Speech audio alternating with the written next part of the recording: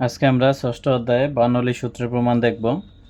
Bernoulli সূত্রের প্রমাণ করার জন্য প্রথমত আমরা একটি পাইপ নিব এবং পাইপে এ সেকশন বিবি সেকশন চিন্তা করব। এক কথায় দুটি সেকশন চিন্তা করব। মনে করি পাইপের এ সেকশনে Z1, P1, V1 ও A1 যথাক্রমে ডেটাম হেড, চাপ, বেগ ও ক্ষেত্রফল। এক কথায় এখানে আমরা একটা লাইন নিছি সোজাসুজি, এটা হলো রেফারেন্স লাইন, আর পাইপের কেন্দ্র বরাবর একটা লাইন বা রেখা নিছি, এটা হলো সেন্টার লাইন। তাহলে রেফারেন্স লাইন থেকে বা ডেটাম লাইন থেকে প্রথম সেকশনের জন্য, এক কথায় এ সেকশনের জন্য ডেটাম লাইন থেকে পাইপের কেন্দ্র পর্যন্ত দূরত্বকে ডেটাম হেড বলবো বা ডেটাম উচ্চতা বলবো। এক কথায় ডেটাম হেড বা ডেটাম উচ্চতা বলতে কি বোঝায়, যে ডেটাম লাইন থেকে পাইপের সেন্টার পর্যন্ত কেন্দ্র পর্যন্ত দূরত্বকে এক নম্বর সেকশনের জন্য আমরা কি ধরব, ডেটাম হেড ধরব। তারপরে P1 হলো প্রেসার বা চাপ। এক কথায় এখানে যে এক নম্বর সেকশন আছে এটার জন্য আমরা প্রেসার P1 ধরে নিছি। আর V1 হলো বেগকে V1 ধরে নিছি। আর A1 হলো ক্ষেত্রফল। এক কথায় এখানে যে এক নম্বর সেকশন চিন্তা করছি, এই এক নম্বর সেকশনের ক্ষেত্রফল কি, A1। একইভাবে বিবি সেকশনের জন্য Z2 হলো ডেটাম হেড, P2 হলো চাপ, B2 হলো গতিবেগ বা বেগ, আর A2 হলো ক্ষেত্রফল। এক কথায় এখানে ডেটাম লাইন থেকে 2 নম্বর সেকশনের জন্য পাইপের সেন্টার পর্যন্ত দূরত্বই হলো ডেটাম হেড বা Z2। 1 নম্বর সেকশনের জন্য Z1 আর 2 নম্বর সেকশনের জন্য Z2। তাহলে ধরি এ ও বিবি সেকশনের তরল সামান্য সরে যথাক্রমে DL1 ও DL2 দূরত্ব অতিক্রম করে এ প্রাইম ও বিবি প্রাইম স্থানে দখল করে। এক কথায় এখানে যে লিকুইড বা তরল আছে, এই তরলটা কি হবে, এ সেকশন থেকে DL1 মানে এতটুক দূরত্ব অতিক্রম করে এ প্রাইম সেকশনে আসবে, আবার এখান থেকে এখানে আসবে, এখান থেকে আবার এখানে যাবে। তো যখন বিবি সেকশন থেকে বিবি প্রাইম সেকশনে যাবে, তখন অতিক্রান্ত দূরত্ব হবে DL2। এখন এ ও এ প্রাইমের মধ্যকার তরলের ওজন। এক কথায় এখানে যে সেকশনগুলো আছে এই সেকশনের মধ্যকার তরলের ওজন বের করব। তাহলে তরলের ওজনকে W দ্বারা প্রকাশ করা হয়। ওজনের সূত্র হলো পানির ঘনত্ব ইন্টু ক্ষেত্রফল ইন্টু হলো দূরত্ব। এক কথায় পানির ঘনত্ব ওমেগা, আর 1 নম্বর সেকশনের জন্য ক্ষেত্রফল A1, আর অতিক্রান্ত দূরত্ব কত, পানি অতিক্রান্ত দূরত্ব হলো DL1। একইভাবে 2 নম্বর সেকশনের জন্য প্রথমত পানির ঘনত্ব ওমেগা হবে, এটার কোনো পরিবর্তন নাই, আর ক্ষেত্রফল হবে A2। আর 2 নম্বর সেকশনের ক্ষেত্রে এখানে অতিক্রান্ত দূরত্ব কত, DL2, মানে এখান থেকে এখানে আসছে, এই জন্য DL2 নিছি। নেওয়ার পরে এখন আমরা বলতে পারি যে W = ওমেগা A1 DL1। এখন ওমেগা আছে এখানে গুণ অবস্থায়, এদিকে পাস করলে ডাব্লুর সাথে ভাগ হয়ে যাবে, আর এখানে A1 DL1 নিলাম, এটাকে 1 নাম্বার ইকুয়েশন দিলাম বা সমীকরণ দিলাম। আবার আমরা বলতে পারি W = omega A2 DL2, omega A2 DL2। তাইলে ডাব্লু রাখলাম, আর ওমেগা গুণ অবস্থায় আছে, এটার এদিক পাস করলে ভাগ হয়ে যাবে, আর A2 DL2 নিলাম, এটাকে 2 নম্বর সেকশন দিলাম, এটাকে 2 নম্বর সমীকরণ দিলাম। এখন আমরা 1 এবং 2 নম্বর সমীকরণ কম্পেয়ার বা তুলনা করব। তুলনা করলে কি পাবো, এখানে A1 DL1 এটার মান হলো W/ওমেগা, আর এখানে A2 DL2 এটার মানও W/ওমেগা। তাহলে এই দুইটারই মান কি, W/ওমেগা। এই জন্য আমরা বলতে পারি যে এটা সমান সমান এটা হবে। তাহলে 1 ও 2 নং হতে পাই A1 DL1 = A2 DL2। আবার এ হতে এ প্রাইম সেকশনে প্রবাহিত তরলের চাপ দ্বারা কৃত কাজ। এক কথায় পানি যখন এখান থেকে এখানে আসবে তখন একটা প্রেসার বা চাপ উৎপন্ন হবে। তাহলে এই চাপের জন্য কি হবে, চাপের জন্য তরলের কৃত কাজ হবে। এক কথায় এখান থেকে এই পর্যন্ত পানি সরে আসবে, সরে আসার দরুন কি হবে, কৃত কাজ হবে। আমরা জানি যে বলের প্রভাবে বা চাপের প্রভাবে কোনো বস্তুর অতিক্রান্ত সরণ হলে তাহলে বল এবং সরণ এই দুইটার গুণফলকে কি বলে, কৃতকাজ বলে। তাহলে আমরা লিখব চাপের দরুন কৃতকাজ। তাহলে চাপের দরুন কৃতকাজ W1 ইকুয়াল টু, চাপের দরুন কৃতকাজের সূত্র হলো PA DL বা চাপ গুণন ক্ষেত্রফল গুণন সরণ। এক কথায় 1 নম্বর সেকশনের জন্য চাপ P1, ক্ষেত্রফল A1 আর অতিক্রান্ত দূরত্ব বা সরণ হলো DL1। একইভাবে বিবি হতে বিবি প্রাইম স্থানে তরল প্রবাহিত বা প্রবাহিত তরলের চাপ দ্বারা কৃতকাজ। এক কথায় তরল যখন এখান থেকে এখানে আসবে তখন একটা বিপরীত চাপের সৃষ্টি হবে। এক কথায় প্রসারণ থেকে পাইপের কি হচ্ছে, সংকোচন হচ্ছে। যখন প্রসারণ থেকে সংকোচন হবে তখন এখানে একটা বিপরীত চাপের সৃষ্টি হবে। তো বিপরীত চাপের সৃষ্টি হওয়ার জন্য কাজের পরিমাণ কি নেগেটিভ হবে, এই জন্য কাজ W2 ইকুয়াল টু আমরা মাইনাস নিছি। আর চাপ দ্বারা কৃতকাজের সূত্র হলো চাপ ইন্টু ক্ষেত্রফল ইন্টু সরণ। তাহলে 2 নম্বর সেকশনের ক্ষেত্রে চাপের পরিমাণ P2, ক্ষেত্রফলের পরিমাণ A2 আর সরণ হলো DL2। সরণ হলো এখানে DL2, এটা আমরা নিলাম। তবে চাপ দ্বারা মোট কৃতকাজ, তাহলে মোট কৃতকাজ বের করার জন্য W1 এবং W2 আমরা যোগ করে দিব। তাহলে W1 এর মান কত, W1 এর মান হলো P1 A1 DL1 প্লাস হলো W2, W2 এর মান হলো minus P2 A2 DL2, minus P2 A2 DL2 নিলাম। তাহলে এখানে যা আছে তাই নিলাম, প্লাসে মানে যে মাইনাস এটা নিলাম। নেওয়ার পরে এখানে A1 DL1 A2 DL2 আছে। তাহলে এই যে 1 এবং 2 আছে, এই 1 2 এর পরিবর্তে আমরা হয় 1 নিব নয় 2 নিব। কীভাবে? আমরা জানি যে A1 DL1 equal two A2 DL2, তাহলে A2 DL2 এর পরিবর্তে আমরা A1 DL1 বসাই দিব, বা A1 DL1 এর পরিবর্তে আমরা A2 DL2 বসাইতে পারতাম। তবে আমরা A2 DL2 এর পরিবর্তেই A1 DL1টা বসাই দিই। তাহলে আমরা জানি 3 নং হতে A1 DL1 equal two A2 DL2। তাহলে এই যে এখানে যা আছে তাই নিলাম, এখানে P2 নিলাম, আর A2 DL2 এক কথায় এতটুকের পরিবর্তে আমরা A1 DL1 নিলাম। নেওয়ার পরে এখানে A1 DL1 এটা কমন নেওয়া যায়, কমন নিলাম। তাহলে এখানে থাকে P1 মাইনাস এখানে থাকে P2। আবার আমরা 1 নম্বর সমীকরণে জানি যে A1 DL1 equal to W by omega. তাহলে এখানে যে A1 DL1 আছে এটার পরিবর্তে আমরা W বাই ওমেগা বসাই দিব। এক কথায় A1 DL1 এর পরিবর্তে W বাই ওমেগা বসাই দিব। এই জন্য আমরা লিখব W by omega P1 minus P2। আর এটা এই যে আমরা যে A1 DL1 এর পরিবর্তে W বাই ওমেগা বসাইলাম, এটা কোথা থেকে পাইছি? 1 নং হতে পাইছি, এই জন্য এটা মেনশন করে দিলাম। দেওয়ার পরে এখন এখানে ডাব্লুটা রাখলাম আর ওমেগা ভাগ অবস্থায় আছে। তাহলে এখানে দুইটা পদ আছে, দুইটা পদের সাথে ওমেগা ভাগ হয়ে যাবে। তাহলে P1 এর সাথে ওমেগা ভাগ করে দিলাম, মাইনাস P2 এর সাথে ওমেগা ভাগ করে দিলাম। এখন স্থিতিশক্তির অপচয়। এক কথায় স্থিতিশক্তি বলতে বোঝায় যে কোনো বস্তু তার অবস্থানের জন্য কাজ করার যে সামর্থ্য লাভ করে তাকে তার স্থিতিশক্তি বলে। মূল কথা হলো যে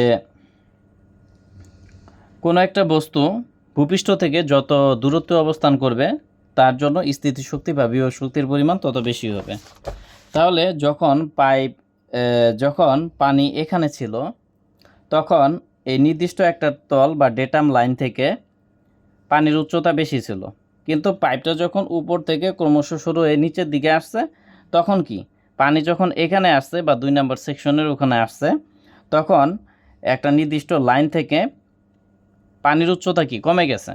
তাহলে 1 নম্বর সেকশনে পানির উচ্চতা বেশি ছিল, 2 নম্বর সেকশনে পানির উচ্চতা কমে গেছে বা ডেটাম উচ্চতা কমে গেছে। তাহলে যেহেতু 1 নম্বর সেকশনে ডেটাম উচ্চতা বেশি আর 2 নম্বর সেকশনে ডেটাম উচ্চতা কম, তার মানে 1 নম্বর সেকশনে বিভব শক্তি বা স্থিতিশক্তি বেশি আর 2 নম্বর সেকশনে বিভব শক্তি বা স্থিতিশক্তি কম। এই হলো বিষয়। তাহলে এখানে স্থিতিশক্তি বা বিভব শক্তি বেশি ছিল, এখানে স্থিতিশক্তি বা বিভব শক্তি কমে গেছে, তার মানে হ্রাস পাইছে। এখন কতটুকু হ্রাস পাইছে এটা বের করার জন্য আমরা এখানের বিভব শক্তি বা স্থিতিশক্তি থেকে এখানের বিভব শক্তি বা স্থিতিশক্তি বাদ দিব। এই জন্য আমরা লিখব যে স্থিতিশক্তি বা বিভব শক্তির অপচয় E P is equal two EP1 minus EP2। এক কথায় স্থিতিশক্তি বা বিভব শক্তিকে ইপি দ্বারা প্রকাশ করা হয়। P পি মানে পটেনশিয়াল আর ই মানে এনার্জি, এক কথায় পটেনশিয়াল এনার্জি বা বিভব শক্তি বা স্থিতিশক্তি। তাহলে 1 নম্বর সেকশনের জন্য EP1 আর 2 নম্বর সেকশনের জন্য EP2 নিলাম। এখন আমরা জানি EP = mgh। তাহলে 1 নম্বর সেকশনের জন্য EP1 = mgh1 নিলাম আর মাইনাস দিলাম। 2 নম্বর সেকশনের জন্য mgh2 নিলাম। এখানে একটা বিষয় লক্ষণীয় যে আমরা 1 নম্বর সেকশনের জন্য H1 নিচ্ছি, 2 নম্বর সেকশনের জন্য H2 নিচ্ছি, কিন্তু M1 G1 M2 G2 নেই। এর কারণ কি? এর কারণ হলো যে বস্তুর ভর সর্বদা এক থাকবে আর অভিকর্ষ ত্বরণও এক থাকবে, কারণ আমরা এখানে যে পরীক্ষাটা করব এটা একটা নির্দিষ্ট জায়গায় করব। তো যেহেতু নির্দিষ্ট জায়গায় করব, সেই ক্ষেত্রে অভিকর্ষ ত্বরণের কোনো পরিবর্তন হবে না, এক কথায় অভিকর্ষ ত্বরণ একই থাকবে। তাহলে এখানে mg, এখানে mg, আমরা mg কমন নিলাম, তাহলে এখানে থাকে H1 আর এখানে থাকে H2। তারপরে আমরা জানি যে mg = W, তাহলে mg এর পরিবর্তে W নিলাম। আর এখানে H1 আর H2 আর H2 দ্বারা মূলত বোঝানো হয়েছে উচ্চতা বা ডেটাম হেড। এই জন্য আমরা এক কথায় H1 বলতে এতটুকু বোঝানো হয়েছে আর H2 বলতে এতটুকু বোঝানো হয়েছে। তাহলে H1 এর পরিবর্তে আমরা Z1 নিব আর H2 এর পরিবর্তে আমরা Z2 নিব। এক কথায় এখানে আমরা মেনশন করে দিতে পারি H1 এর পরিবর্তে Z1 আর H2 এর পরিবর্তে Z2, এটা দিলাম। তাহলে এই কাজ করলাম আমরা।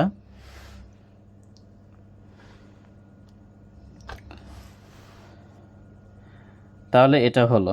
এরপরে অর্জিত গতিশক্তি। এখন এখানে একটা বিষয় আমরা জানি যে কোনো বস্তু তার গতির কারণে কাজ করার যে সামর্থ্য লাভ করে তাকে তার গতিশক্তি বলে। তাই পানি যখন এখান থেকে এখানে আসবে, এখানে পানির যে বেগ থাকবে, এখানের বেগের থেকে এখানে পানির বেগ বেশি হবে, কারণ পানি এখান থেকে এখানে আসতেছে, উপর থেকে নিচের দিকে আসতেছে। এখন তাহলে এখানে পানির বেগ ছিল কম, এখানে পানির বেগ বেশি, তার মানে কি? কম থেকে বেশি হয়েছে, তার মানে কি হয়েছে? পানি গতিশক্তি অর্জন করছে। তাহলে গতিশক্তি যদি অর্জন করে, তাহলে কতটুকু গতিশক্তি অর্জন করছে এটা বের করার জন্য আমরা কি করব? এখানের গতিশক্তি থেকে এখানের গতিশক্তি বাদ দিব। এক কথায় 2 নম্বর সেকশনের গতিশক্তি থেকে 1 নম্বর সেকশনের গতিশক্তি বাদ দিব। এক কথায় বড় থেকে ছোটটা বিয়োগ করব। তাহলে আমরা লিখব যে অর্জিত গতিশক্তি EK = EK2 - EK1। এক কথায় গতিশক্তিকে EK দ্বারা প্রকাশ করা হয়, যার সূত্র হলো 1/2 mv²। এখন 2 নম্বর সেকশনের জন্য EK2 নিলাম আর 1 নম্বর সেকশনের জন্য EK1 নিলাম। এখন EK = 1/2 mv², এই জন্য আমরা 1/2 mv² নিলাম, আর যেহেতু 2 নম্বর সেকশন এই জন্য V2 দিলাম। আর EK1 মানে 1 নম্বর সেকশনের গতিশক্তি, এটার সূত্র হলো 1/2 mv², আর 1 নম্বর সেকশনের জন্য V1 নিলাম। আর এখানে m হলো বস্তুর ভর, বস্তুর ভর কখনো পরিবর্তন হয় না, এই জন্য এখানে M2 M1 লেখার কোনো প্রয়োজন নেই, আমরা ডিরেক্টলি m লিখব। এখন এখানে 1/2 m, এখানে 1/2 m কমন নিলাম, কমন নিলে এখানে থাকে V2² আর এখানে থাকে V1²। এখন 1/2 নিলাম, তারপরে m, আমরা জানি W = mg, তাহলে এখান থেকে আমরা যদি m এর মান বের করি, gটা আছে উপরে নিচে চলে যাবে, এক কথায় W সাথে ভাগ হয়ে যাবে, তার মানে W/g হয়ে যাবে। এটা হলো হওয়ার পরে এখন W সাথে 1 গুণ করলে W হবে, আর 2 এর সাথে g গুণ করলে 2g। এখন 2g এই V2² V1² এটার সাথে ভাগ অবস্থায় আছে, এই জন্য এখানে দুইটা পদের সাথে আমরা ভাগ করে দিব। তাহলে V2² এর সাথে 2g গুণ ভাগ করলে V2²/2g হবে, মাইনাস V1² এর সাথে 2g ভাগ করলে V1²/2g হবে। এখন শক্তি নিত্যতার সূত্র অনুসারে পানি কি করছে? গতিশক্তি অর্জন করছে, তার মানে অর্জিত গতিশক্তি। এই যে গতিশক্তি যে অর্জন করছে, এটা কার অবদান? কাল ফলে অর্জন করছে। এটা স্থিতিশক্তির লসের কারণে এবং চাপ দ্বারা কৃতকার্যের কারণেই পানি কি গতিশক্তি অর্জন করছে। এক কথায় এখানে আমরা জানি শক্তি নিত্যতার সূত্র অনুসারে যে শক্তি ধ্বংস হয় না, সৃষ্টিও হয় না, শক্তি শুধু এক রূপ থেকে আরেক রূপে রূপান্তরিত হয়। তাহলে যখন পানি এখানে বেশি উচ্চতায় ছিল, স্থিতিশক্তি বেশি ছিল, যখন পানি এখানে আসছে তখন পানির উচ্চতা কমে গেছে, এজন্য কি স্থিতিশক্তি কমে গেছে। তাহলে এই যে কতটুকু স্থিতিশক্তি কমলো আর কতটুকু বাড়লো, ঠিক আছে, বা স্থিতিশক্তির কতটুকু লস হলো, এই লসটাই গতিশক্তির রূপ দিছে। আবার এখানে চাপ ছিল, চাপের জন্য কি হয়েছে? পানি এখান থেকে এখানে আসছে, এখান থেকে এখানে আসছে, এখান থেকে এখানে আসছে, এক কথায় পানির গতির সৃষ্টি হয়েছে।